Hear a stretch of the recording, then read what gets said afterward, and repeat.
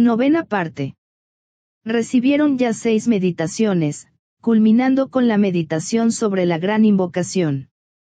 No sé con qué exactitud practicaron la última meditación. Estaba preocupado por muchas cosas vitales y por la tarea de contrarrestar una serie de ataques a la jerarquía, dirigidos desde distintas partes del mundo por falsos discípulos mundiales. Estos ataques estaban principalmente dirigidos a AB, y ella hubiera podido absorberlos como lo hizo tantas veces en el pasado, pero el ataque era directamente a Miasrama. Como ya he dicho, en Miasrama y en menor grado en el de KH, hemos sentido algunas repercusiones y AB no pudo desviarlas todas. Por lo tanto, tuve que hacer un trabajo protector que ya he terminado y estoy algo más libre. Planeo darles la 7ª y última meditación y con 7 meditaciones delineadas tendrán bastante material para el resto de esta encarnación. Las impartidas hasta ahora están todas planeadas y secuencialmente relacionadas entre sí. La primera comenzó con el corazón, como debe hacerlo toda expresión divina y todo verdadero trabajo creador. Luego fue considerado el factor de la energía y se observaron los 7 puntos de recepción de la energía. Le siguió un ejercicio sobre el alineamiento, de modo que la estructura, o el armazón, si puedo emplear tal palabra, del hombre espiritual interno, pudiera ser correctamente orientada y alineada para que no presentara obstáculos a la afluencia de energía divina. Estas 3 meditaciones son de principal importancia, pero muy elementales. Sin embargo, debían preceder a cualquier meditación, y sus efectos consiguientes, que estuviera relacionada de alguna manera con Miasrama, como lo estaba la siguiente. Luego se dio una meditación sobre ciertas palabras temas que personificaban una idea. El énfasis de la meditación era totalmente distinto de las 3 precedentes, el cual no tiene relación alguna con el discípulo como la tuvieron las 3 anteriores, pues concernían casi totalmente al trabajo preparatorio para el servicio ashrámico. El primer acto definido de este tipo de servicio fue personificado para ustedes en la 6ª meditación, donde se le encargó al grupo la tarea, o más bien la empresa espiritual, de lanzar la gran invocación. Nunca llegaron a comprender la magnitud de esta tarea y muy poco se hizo de índole realmente objetiva para llevar a la atención del público esta invocación. 3 hicieron mucho, el resto poco o nada. Daré ahora una meditación que no es fácil, pero simboliza la vida vertical y horizontal del discípulo, meditación erigida alrededor de ciertas palabras esotéricamente comprendidas.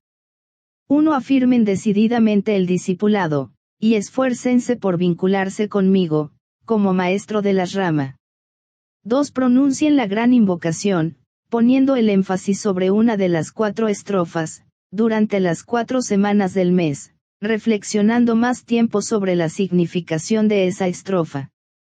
3. Luego debe meditarse sobre 8 palabras, que pueden ordenar en su conciencia de la manera siguiente. Esta cruz concierne a su vida vertical. Esta cruz concierne a su vida horizontal. La manera de aplicar todo esto debe estar relacionada con la expresión diaria de la vida, y en algún punto ustedes, el alma encarnada, deben comprender la naturaleza real de su vida dual como discípulos, demostrada por las cruces superpuestas. 4. Dedicar 10 o 15 minutos a considerar la vida vertical horizontal y observar la forma en que una línea vertical sostiene a las otras líneas en muchos casos, lo que no hacen las líneas horizontales.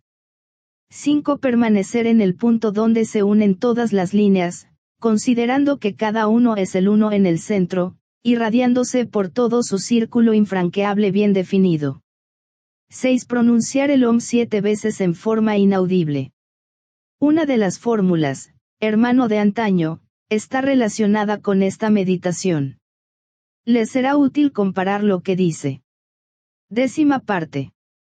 En la última serie de escritos di una meditación grupal, la cual completó una serie de 7 meditaciones, todas consecutivas y destinadas a producir resultados creadores en sus vidas.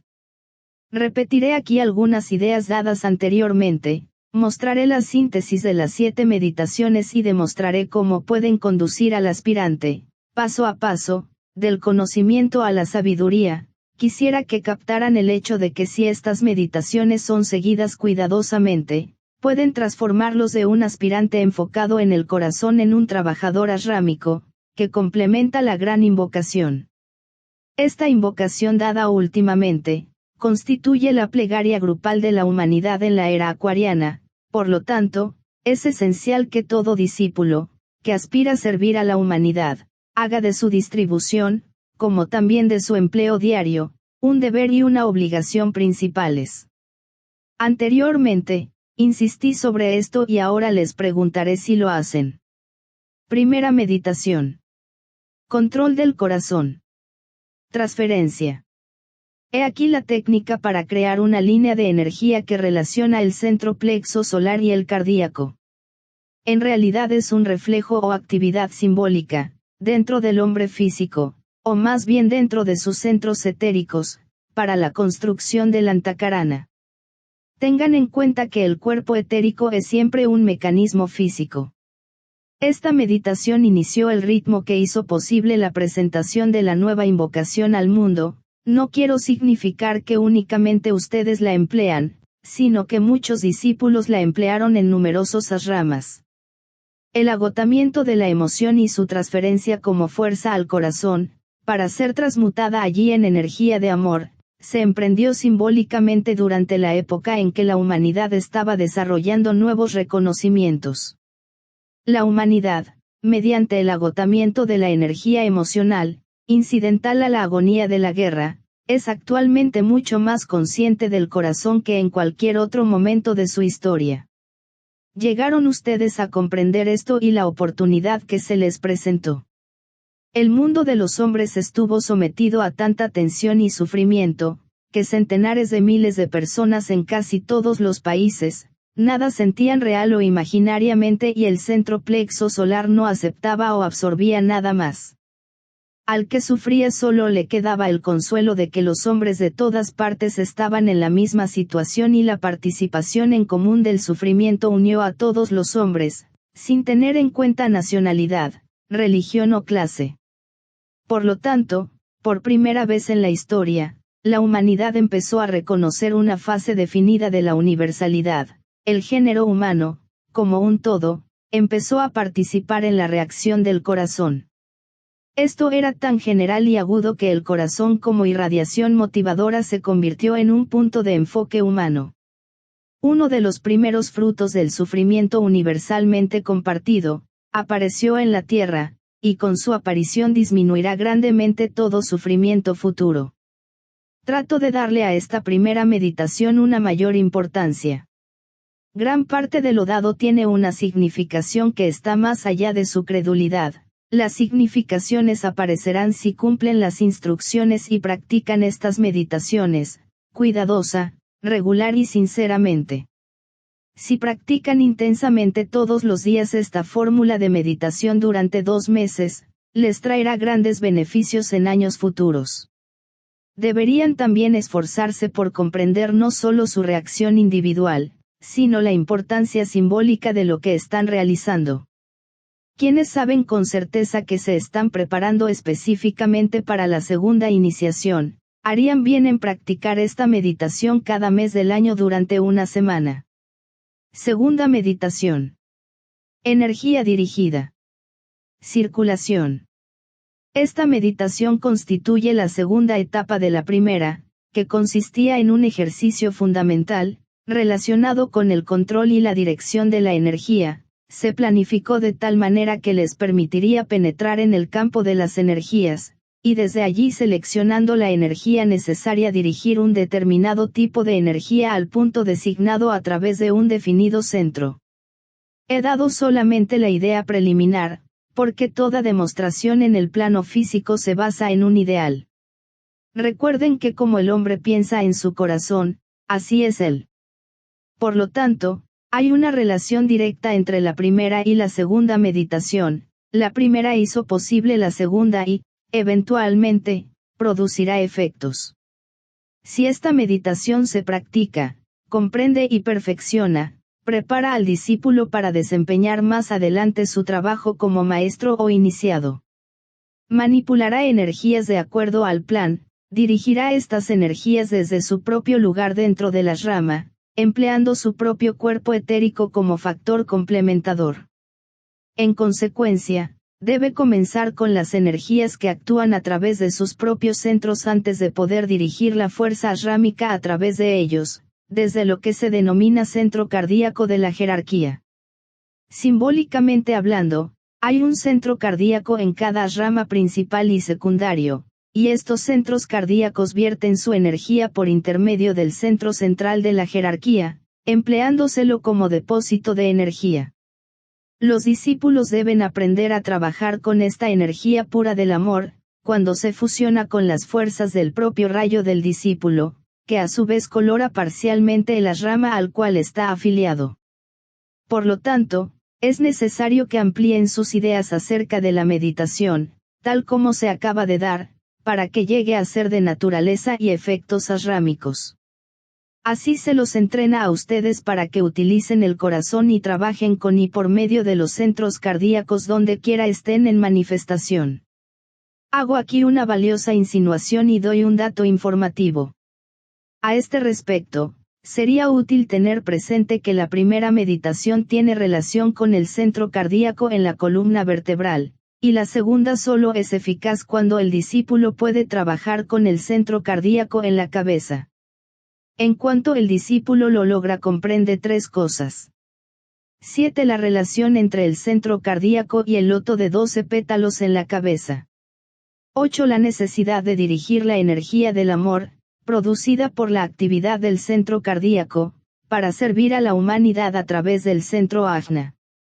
9. La formación de un triángulo en el cuerpo etérico, compuesto de una línea de energía entre A. El loto de 12 pétalos en la cabeza. B. Este loto y el centro ajna. C. El centro ajna y el centro cardíaco. Esto forma un triángulo peculiar. En realidad este es más bien un embudo de recepción que un triángulo. Es también el primer triángulo esotérico de energía que crea el discípulo. Le sigue la creación de un triángulo espiritual en la cabeza entre A. El centro ajna y el loto de 1000 pétalos, el cual llega a ser físicamente efectivo por medio de la glándula pineal y el cuerpo pituitario. B. El loto de 1000 pétalos y ese punto focal o conjunción de energías que existe en la médula oblongada, y se denomina centro alta mayor. Este centro llega a ser físicamente efectivo por medio de la glándula carótida. C. El centro alta mayor y el centro ajna. Por lo tanto tenemos otro triángulo. Estos son algunos de los conceptos implícitos en esta segunda meditación, que indican una interacción libre, flexible y fluida entre todos los centros involucrados. Tercera meditación. Alineamiento. Método de contacto. Este ejercicio de alineamiento profundamente esotérico es preparatorio para un alineamiento más esotérico y general. El empleo eficiente de la nueva gran invocación será una expresión de este alineamiento. En la tercera meditación tenemos al hombre espiritual, arraigado en el alma, entrando en estrecho contacto, que conduce oportunamente a la fusión, con la tríada espiritual, el reflejo de la mónada, lo cual se lleva a cabo mediante el alineamiento del corazón, la mente y la voluntad. Así se crea un servidor mundial. Dicho ejercicio de alineamiento, cuando se practica correcta y persistentemente, producirá un maestro en el plano físico o inevitablemente un iniciado, quedando para él, sellada la puerta donde se halla el mal, en lo que a la personalidad concierne. Cuando la humanidad emplee correctamente la invocación y la convierta en una plegaria mundial, le permitirá expresar la luz, el amor y el poder y también sellar la puerta donde se halla el mal, empleando la palabra mal en un sentido mucho más amplio y mayor que el individual. Todos estos resultados individuales y generales se obtienen por medio del correcto alineamiento. Como bien sabe, hermano mío, 9 es el número de la iniciación, lo cual presupone el alineamiento de 3 triplicidades distintas. 1. La triple personalidad. 2. Los tres aspectos del alma. 3. La tríada espiritual. Cuando estas triplicidades están correctamente alineadas y la integridad resultante se ha estabilizado y aceptado plenamente, entonces el discípulo se convierte en un maestro y está preparado para hollar el camino de la evolución superior. Entonces existe un canal directo de contacto cuando se desea y es necesario para prestar servicio con el cerebro físico, y también existe un alineamiento o relación ininterrumpida entre 1. El discípulo y la humanidad. El centro laríngeo o creador en sentido planetario. 2. El discípulo y la jerarquía. El centro cardíaco del logos planetario. 3. El discípulo y Sambhaya. El centro coronario del logos planetario. Estos son grandes y abstrusos hechos esotéricos. El empleo de la invocación relacionará análogamente a los seres humanos dentro del círculo infranqueable de la humanidad misma, y pondrá al centro humano en armonía con la jerarquía, permitiendo una libre interacción entre ambos y posibilitando la aparición del reino de Dios en la tierra. Cuarta meditación. Vivencia espiritual. Relación ashrámica. Cuando asigné esta meditación hice una observación muy importante. Dije que sería la primera que conduciría al discípulo al verdadero mundo del esoterismo. Concierne a la relación del discípulo con ese vórtice de energías especiales denominado ashrama. Por lo tanto, está destinada a enseñar al discípulo cómo absorber energía y con qué energía contribuir al todo, y no por la indicación de métodos y aceptación de transferencias, sino estableciendo un constante hábito de vivencia espiritual.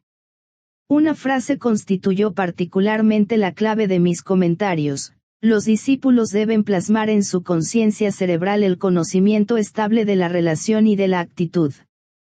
Gran parte de la vida de un discípulo, aun cuando haya sido aceptado en una ashrama, como derecho merecido, sigue siendo esotérica, está debajo de la superficie y es casi totalmente subjetiva. El mejor símbolo de esto es un témpano de hielo. Su conocimiento y sus facultades y capacidades espirituales no se manifiestan prácticamente en la vida diaria como deberían hacerlo. El conocimiento esotérico no está destinado a impulsar la vida espiritual hacia una mayor y creciente subjetividad. La meta no es llevar una vida más interna y recibir un entrenamiento que lo convertirá en un ser verdaderamente introspectivo y, en consecuencia, en un místico puro. Es exactamente a la inversa. Todo lo que el discípulo es esencialmente en los planos internos deberá convertirse en objetivo, así su vivencia espiritual se convertirá en asunto cotidiano. Aquí comienza la vida dual del discipulado y, al mismo tiempo, demuestra su unidad esencial. El discípulo llega a ser externamente eficaz. Su conciencia ashrámica y su poder para actuar como discípulo o iniciado, deben fusionarse con su transformada vida de la personalidad, hasta que gradualmente ambos se convierten en el uno. En último análisis, el discipulado es el reconocimiento, por parte del maestro, de cierta etapa de fusión, al principio elemental, y el entrenamiento dado y el proceso instituido crearán una mayor fusión. Esto es lo que la meditación asignada está destinada a facilitar. Quinta meditación.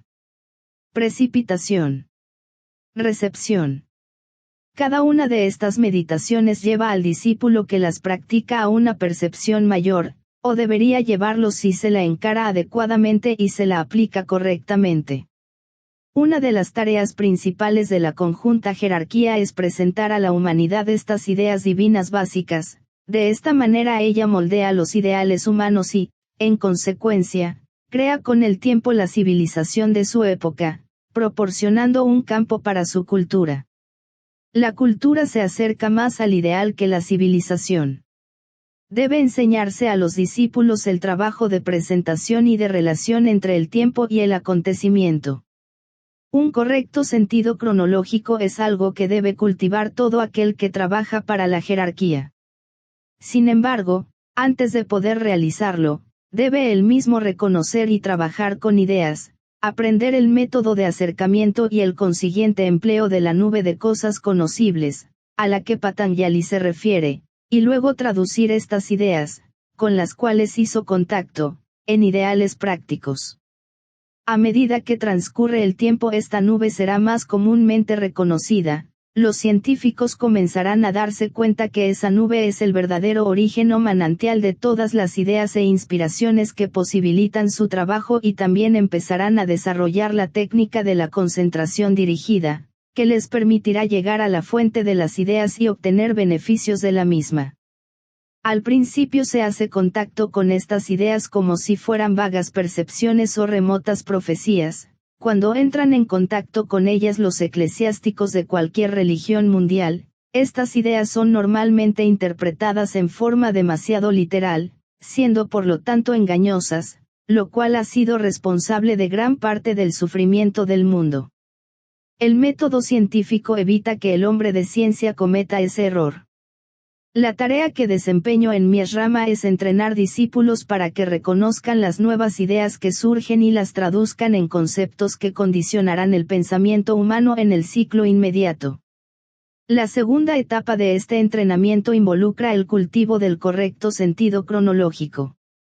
Esto evitará que el discípulo emprenda una acción precipitada o prematura, le dará la clave para el significado real del eterno ahora, la síntesis del pasado, del presente y el futuro. Luego se le enseñará el arte de la precipitación, o el método de impartir esas ideas a las mentes de los intelectuales del mundo. Por intermedio de estas mentes concretas y receptivas las ideas presentadas son transformadas en ideales y luego llevados a la atención de la humanidad. El lugar y la responsabilidad que les corresponde a los intelectuales aún no se ha valorado plenamente, ni se han hecho cargo de la tarea. Tampoco han reconocido su definida importancia. Su trabajo y su presentación del ideal a las masas humanas de todas partes no conciernen al discípulo, cuyo trabajo es principalmente con el pensador evolucionado y precursor, y no con las masas exigentes. Les pido que recuerden esto. Por eso, junto con la quinta meditación les di 12 palabras para considerar.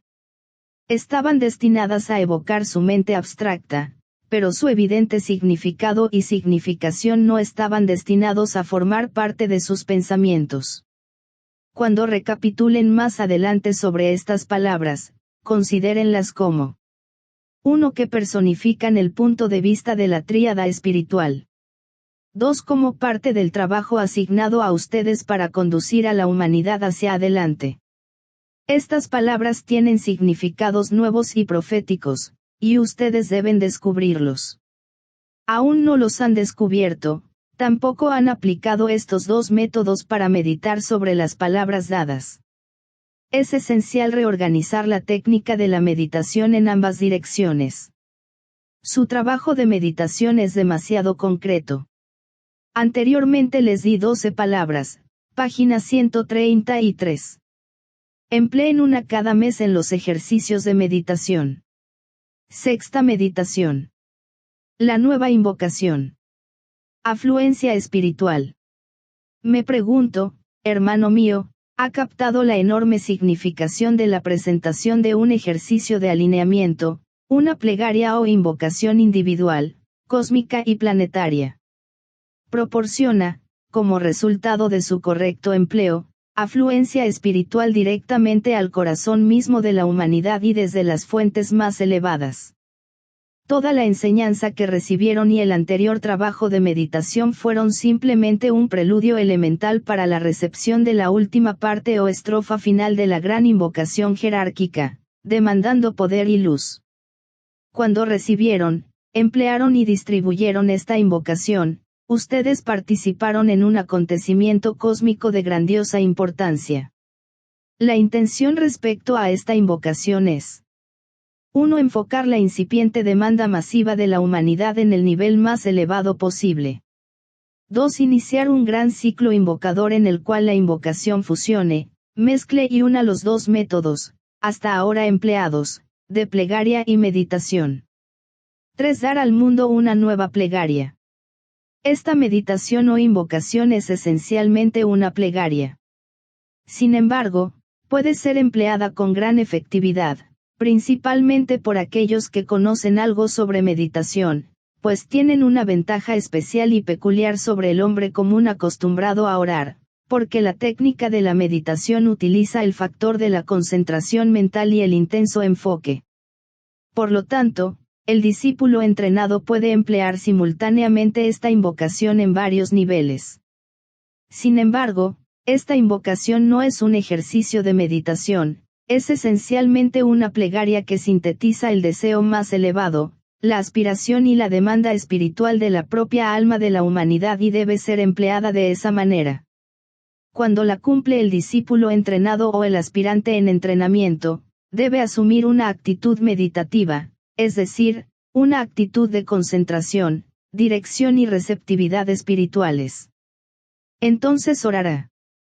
No es correcta la actitud adoptada por el estudiante esotérico que abandona todas las antiguas prácticas religiosas por estar disconforme y creer que ya no necesita ni le sirve la plegaria, o que ha pasado a una fase superior, la de la meditación. La verdadera posición sería emplear ambas a voluntad y de acuerdo a la necesidad. En relación con la invocación, asume así la actitud meditativa, una actitud mental interna y una firme resolución, pero emplea el método de la plegaria que cuando está divorciado de toda relación con el yo separado es un poderoso medio para establecer y mantener rectas relaciones espirituales y humanas.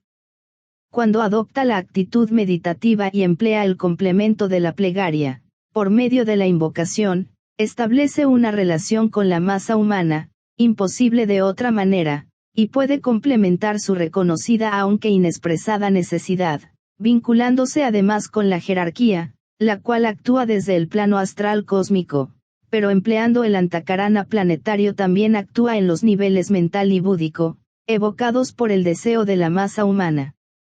No tengo la intención de seguir explayándome sobre la invocación, lo hice plenamente en instrucciones anteriores sobre la meditación. Sin embargo, les pido encarecidamente que relean lo escrito. Séptima meditación. La cruz. La posición espiritual. Es una verdad ocultista decir que el discípulo está crucificado en la cruz fija de los cielos. Siempre está dispuesto a aceptarla, pues por amarga experiencia sabe que es verdad, vive sabiendo que la vida del discípulo es ardua y que sus exigencias son inevitables.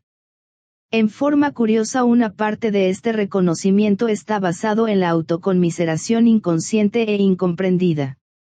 Para neutralizar este hábito mental ignorado, la meditación está destinada a enseñar al discípulo a crear con intención deliberada su propia cruz, y de este modo desvanecer su idea, también incomprendida, de que la cruz es el resultado de su etapa evolutiva, impuesta por las condiciones astrológicas, y que a través de ella actúan los señores del karma, exigiéndole que pague el precio de antiguas acciones erróneas.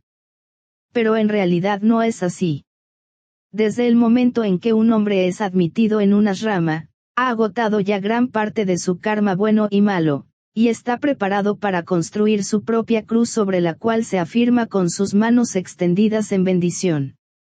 Esta es la idea que subyace en la séptima meditación sobre las posiciones vertical y horizontal del discípulo activo. Por lo tanto, en esta meditación tenemos la vida vertical. 1. Dios, o la divina realidad, que todas las formas velan. 2. La materia, es decir, el polo opuesto de Dios, por la cual se expresa la naturaleza divina. 3. El método para esta revelación, basado en las tendencias de rayo. 4. La realización, es decir, el polo opuesto del método. El discípulo en entrenamiento trabaja siempre desde el ángulo de la realización, del éxito obtenido. El discípulo servidor asume esta actitud respecto a sí mismo y al trabajo que debe realizar. La vida horizontal. 1. La unidad. Como resultado de su exitosa vida vertical, el discípulo se siente unificado con la vida que reside en todas las formas y con la humanidad en particular. 2. Esto redunda lógicamente en comprensión. Debido a que no existen barreras y no se conoce diferencia alguna, el discípulo puede sintonizarse con la vida existente en todas las formas, estableciendo, por lo tanto, la plena medida de inclusividad, con todo lo que esa palabra implica. 3. El móvil del discípulo es la buena voluntad, que constituye un creciente poder cuando la voluntad al bien, con la cual entra en contacto indirectamente en la vida ashrámica, comienza a afectarlo. Reflexionen sobre esta afirmación. La buena voluntad de las masas está basada en la tendencia divina innata, y la del discípulo se funda en el conocimiento y en la recepción de ciertas energías provenientes de Sambhaya. 4. Esta buena voluntad al liberarse se expresa normalmente en el plano físico. Por consiguiente, tenemos las cruces, y X, que cuando están superpuestas proporcionan un interesante gráfico para la vida del discípulo, suministrando por lo tanto esta meditación, una fórmula completa y cabal para que la practique el discípulo, que le bastará para muchos años. En el análisis que antecede solo hice algunas insinuaciones, pero podrán obtener mayor luz sobre el tema si comprenden definidamente que su vida diaria está basada en la actitud vertical y en la efectividad horizontal. En estas 7 meditaciones, hermanos míos, tienen todo lo que necesitan para progresar en sus propias vidas y también en la vida grupal que en la actualidad actúa subjetivamente. Si siguen estas meditaciones con cuidado en años venideros, descubrirán que ampliarán su servicio, pues, en lo que a la mayoría de ustedes concierne, no ha sido de mucha importancia. Estas 7 meditaciones forman una perfecta síntesis de reconocimientos, de desarrollo y de dirección espiritual. Si se las practica cuidadosamente, eliminarán el egoísmo y crearán una cualidad ashrámica.